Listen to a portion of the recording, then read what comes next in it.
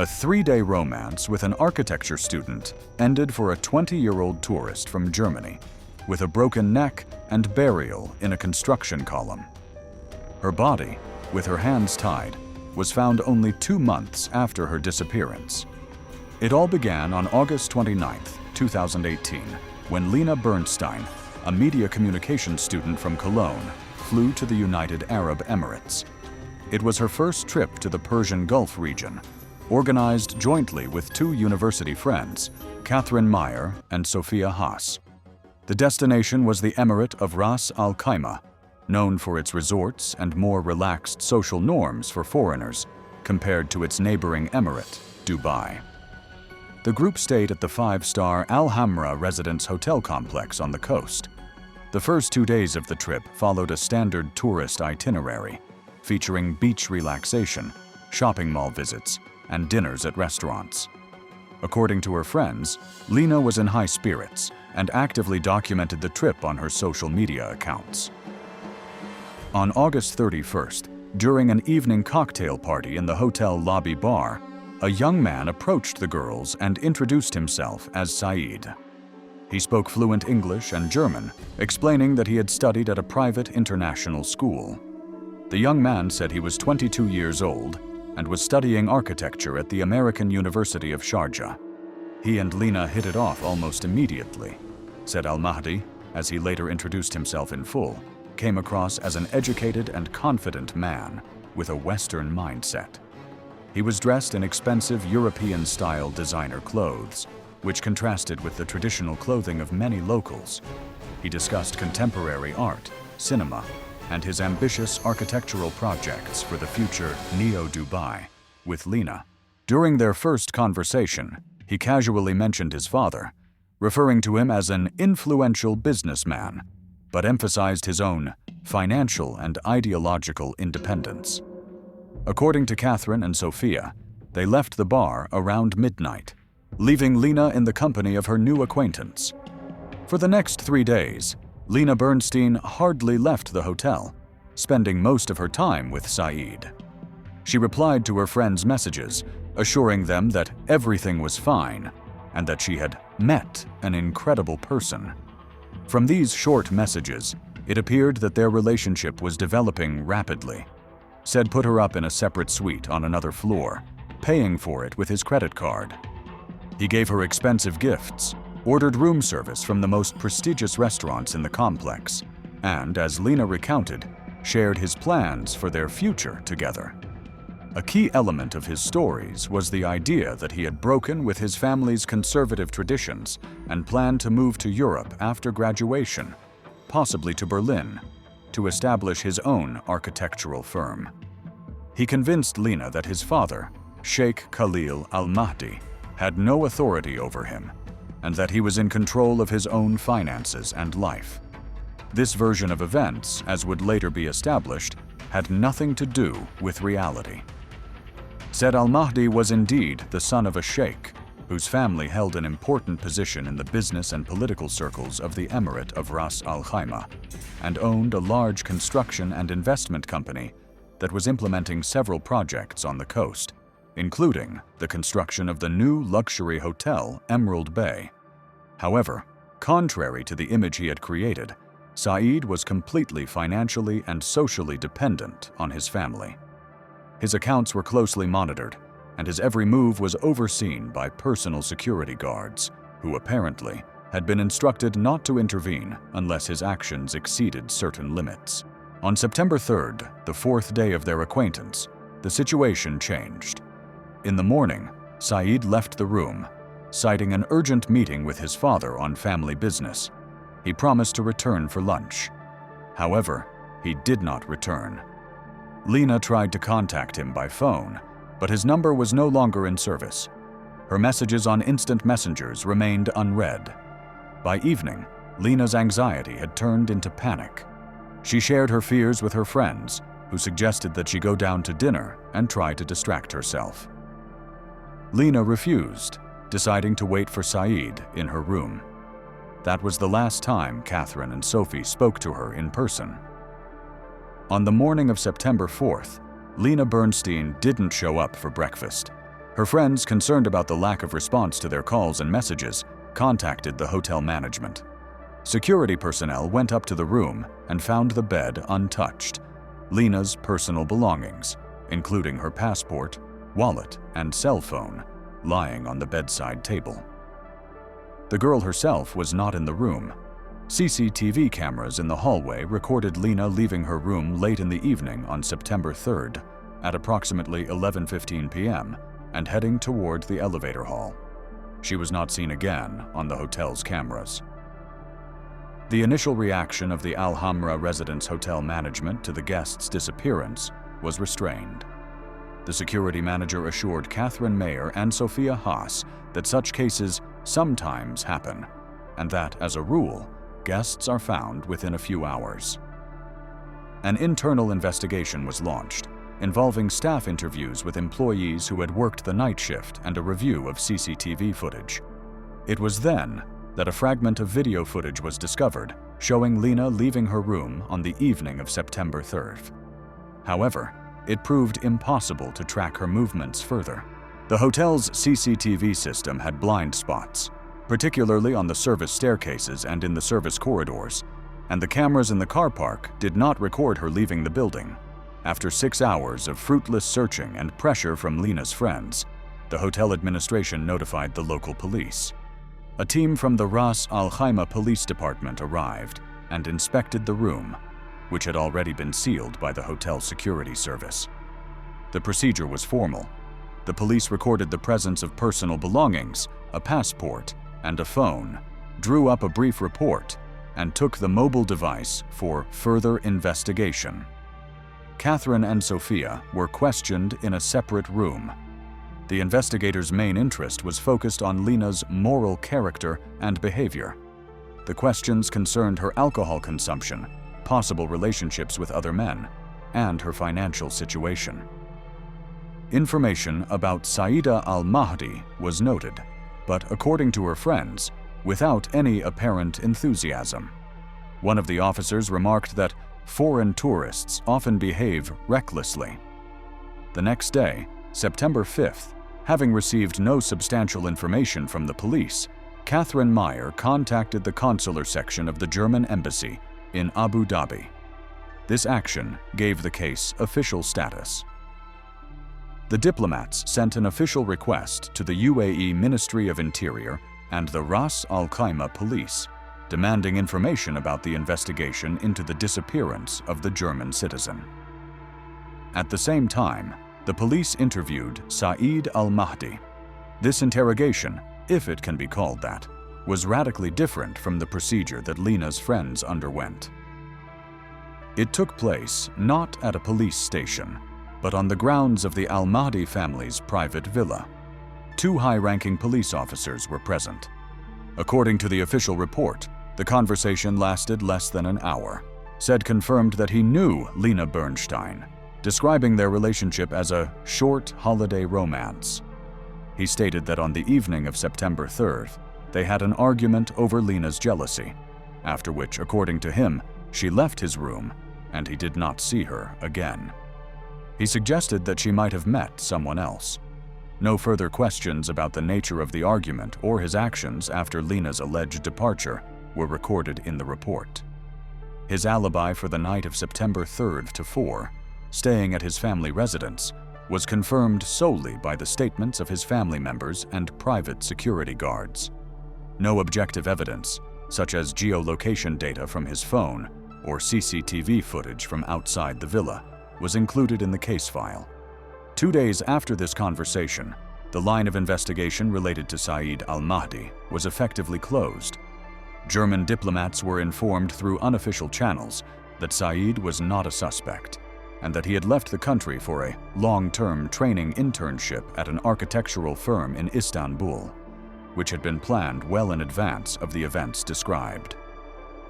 Meanwhile, in Cologne, the Bernstein family, having received news of their daughter's disappearance, began their own campaign. Lena's father, Marcus Bernstein, a schoolteacher, and her mother Ingrid, a nurse, contacted the German Federal Police and the Foreign Ministry.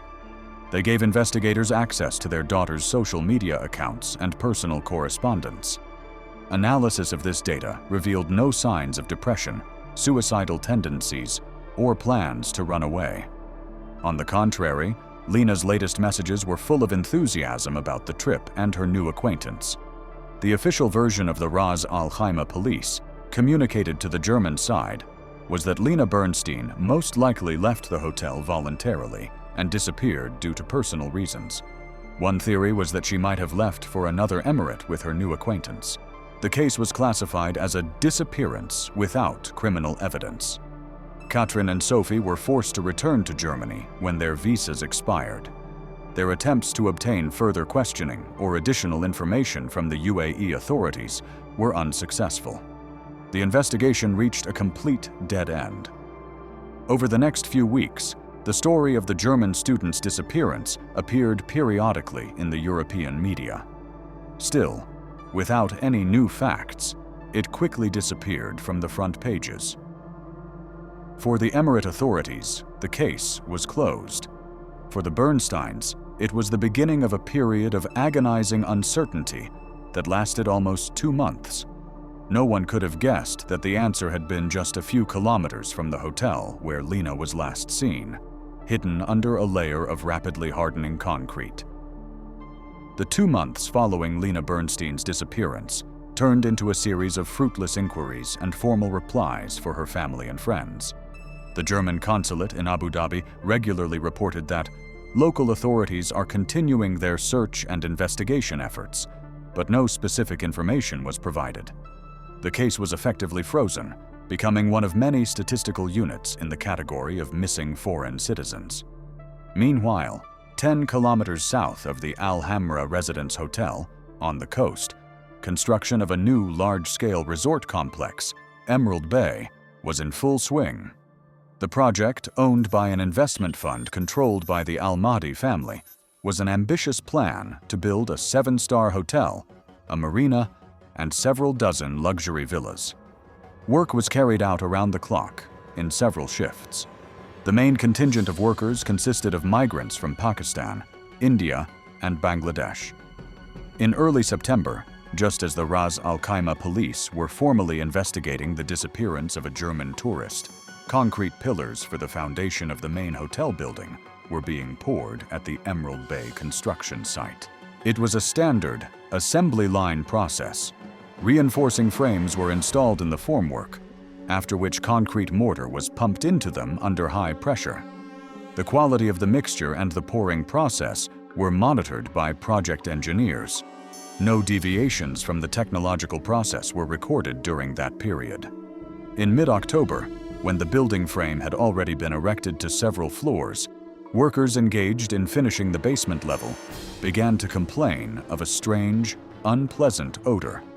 Initially, no particular attention was paid to this, attributing it to the possible decomposition of construction waste, chemical reactions, or clogged sewers in nearby technical rooms. The hot and humid climate of the emirate contributed to the rapid spread of any organic odors. However, with each passing week, the smell not only persisted, but intensified, acquiring distinct putrid notes. It was concentrated in the area of one of the load-bearing columns in the east wing of the future lobby. The supervisors initiated several inspections, but the source of the smell could not be found. By early November, the situation had become critical.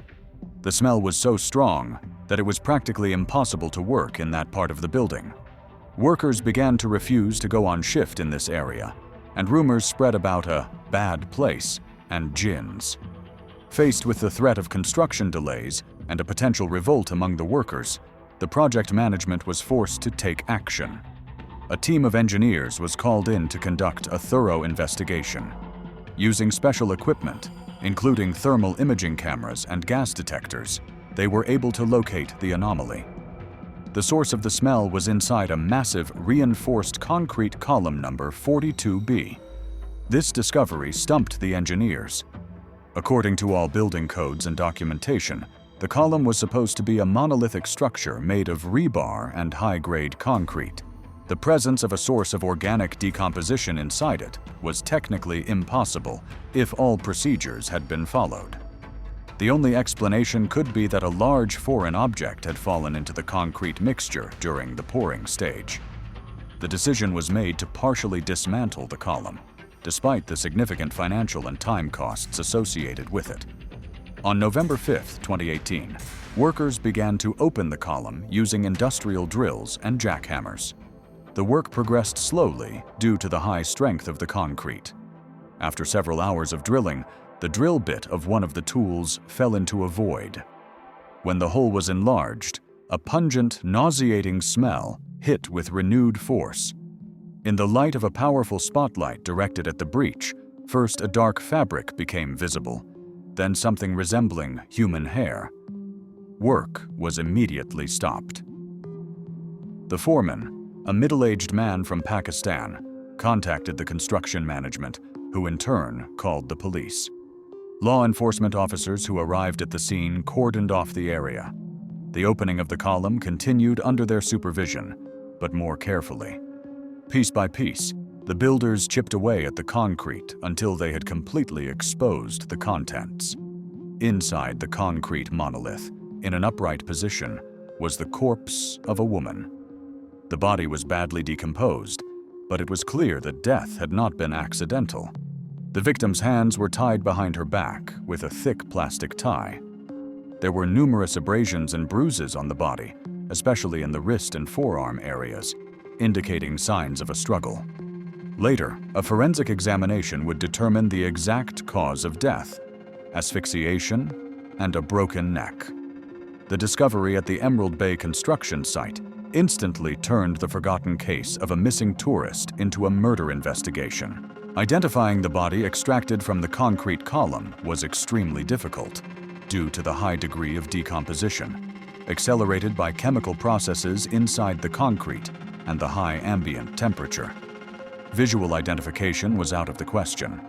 An initial examination by a pathologist at the scene of the incident only allowed the victim's gender, approximate age, between 18 and 25, and Caucasian ethnicity to be determined.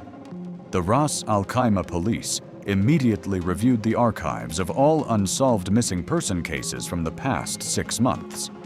The case of Lena Bernstein was the main one, but not the only one. A small detail discovered during a more thorough examination of the remains became a key clue. A single silver crescent-shaped earring was found in the lobe of her right ear. A photograph of the earring was sent to Germany through Interpol.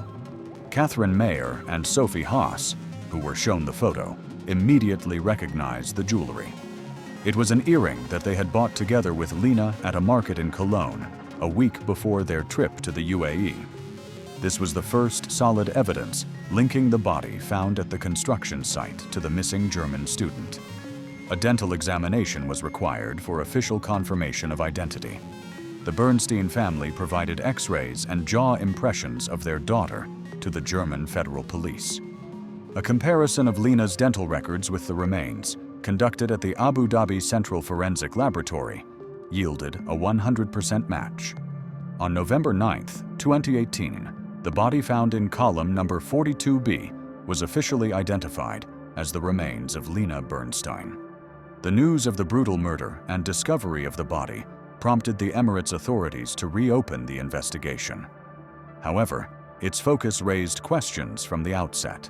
The fact that the body was found on a construction site belonging to the Al Mahdi family's company made Saeed, the last person to see Lena alive, the obvious and prime suspect in any independent investigation. But in this context, this fact was the reason why his name was almost immediately removed from the list of suspects. The official version that investigators began to develop was based on the assumption that the crime had been committed by migrant workers. The police conducted a series of raids on the dormitories where the builders from the Emerald Bay site lived. More than 50 people were detained, mainly from South Asia. The interrogations were harsh, without the presence of lawyers or interpreters. The main focus was on finding any inconsistencies in the testimony and exerting psychological pressure. This version was actively leaked to the local, state-controlled media. newspapers published articles suggesting that the German tourist could have been the victim of a cultural misunderstanding or robbery by foreign workers with low moral standards. The German side, including the embassy and investigators from the Bundeskriminalamt, German Federal Criminal Police Office, sent to the UAE, expressed doubts about the objectivity of this approach. They insisted on reinterrogating Saeed al-Mahdi and verifying his alibi. However, the UAE authorities refused. It was stated that Saeed al-Mahdi was outside the country, his whereabouts in Turkey were unknown, and that he had already been questioned and completely ruled out as a suspect at the initial stage.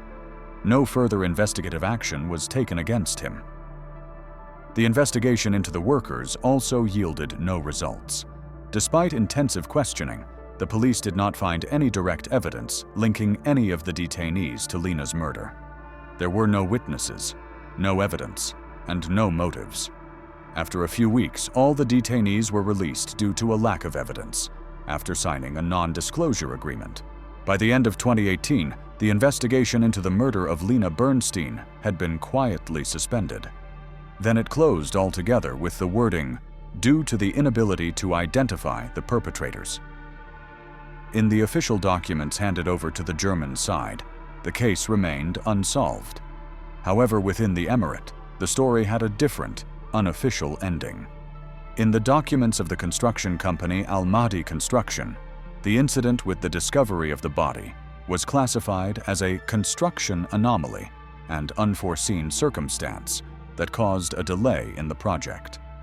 The insurance company paid the developer compensation for losses related to the dismantling of the column and the suspension of work. Thus, on a financial and legal level, the tragedy was reduced to a production problem. Saeed al-Mahdi never returned to the United Arab Emirates. According to some reports, he continued his studies in the United Kingdom, completely disappearing from the public eye. The Bernstein family never achieved justice. The Emerald Bay Hotel was completed 6 months late and officially opened to guests in 2020. Column number 42, B, restored and indistinguishable from hundreds of others, became part of a luxurious lobby where hundreds of tourists pass every day, unaware of the events that took place at this location in the fall of 2018. As of 2025, the case of Lena Bernstein's murder officially remains unsolved. It was transferred to the Ras Al Khaimah Police Department archives, accompanied by a note indicating that active investigative actions had been suspended. For the United Arab Emirates justice system, this story is closed. However, an analysis of the consequences and details that followed the closure of the case allows us to paint a more complete picture of what happened. The key factor that determined the outcome of the investigation was the immunity of the al-Mahdi family. Any attempt by the inquiry to seriously consider the version of Saeed al-Mahdi's involvement was suppressed at the highest level. In legal and diplomatic circles familiar with the practice of conducting business in the Persian Gulf countries, this outcome came as no surprise. The principle of protecting the reputation and interests of influential clans takes absolute priority over the requirements of formal law, especially when the victim is a foreign citizen with little to no political influence. After initially making challenging demands, the German government gradually reduced the level of diplomatic pressure.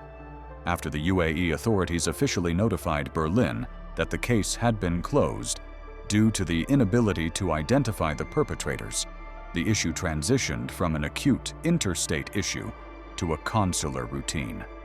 Economic interests linked to multi-billion-dollar contracts in the energy, technology, and arms sectors proved more important than investigating the death of a single citizen. The Lena Bernstein case became a footnote in annual reports on the safety of German citizens abroad, but it was no more. Having exhausted all official channels, the Bernstein family attempted to initiate a private investigation by hiring an international detective agency. However, its activities in the UAE were virtually impossible without cooperation from the local authorities, which they were denied. The detectives were only able to confirm what was already known. After leaving for Turkey, Saeed al-Mahdi moved to London, where he continued his studies under a different name, under the complete protection and financial support of his family. Any attempts to contact him or his representatives were blocked. In 2020, the Bernstein family filed a lawsuit with the European Court of Human Rights. However, the court's jurisdiction does not extend to the United Arab Emirates, and the lawsuit was subsequently dismissed. After that, Marcus and Ingrid Bernstein ceased all communication with the press. Thus, a story that began as a resort, romance ended as a textbook example of impunity due to status and power. All the factual evidence, from the sequence of events to the location where the body was found, pointed to a small circle of people associated with the al-Mahdi family. However, the formal investigation was sidetracked and terminated as soon as it came too close to this line. The final act was the complete silence of all those involved in the prosecution. The UAE authorities consider the incident closed, German diplomats are avoiding comment, and the victim's family is forced to live with the knowledge that the circumstances of their daughter's death and the identity of the killer, which are evident to many, will never be established in a court of law. Officially, no further action is planned in this case.